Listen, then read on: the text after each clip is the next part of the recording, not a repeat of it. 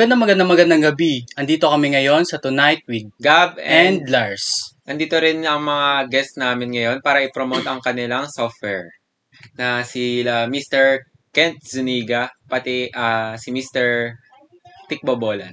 Magandang gabi. Magandang gabi. Magandang gabi. Please sit down. Maupo po kayo.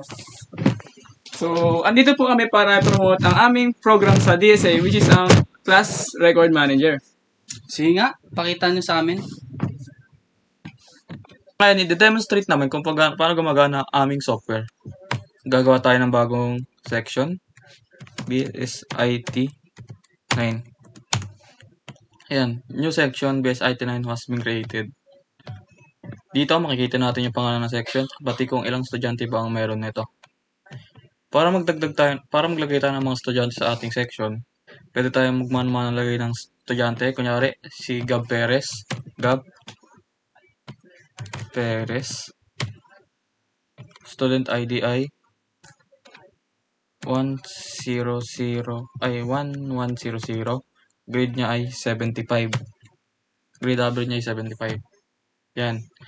Para hindi naman mahirapan ng mga teacher, pwede tayo mag-paste ng buong class list. Copy natin to. Paste natin dito. Then, click OK. Yan. Lumabas na siya lahat.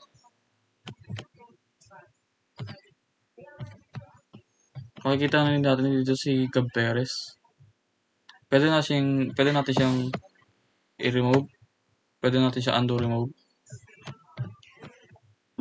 Masort natin ang mga estudyante sa pamamagitan ng grades, ascending and descending, sort by last name, sort by student ID, sort by first name, and pwede natin search din si Gab Perez. Ayan, lumabas siya. Pwede natin makita kung sino ang may mga with honors, with high honors, at with highest honors. So, yun lamang po. Yun.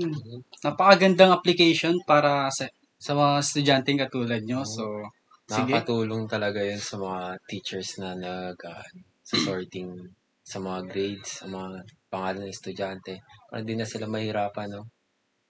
Yun, thank you na marami sa inyo. Thank you na marami sa inyo. Sa pagsama dito sa Sa Tonight pag-promote with Go. din ng software nyo. Salamat. Tama.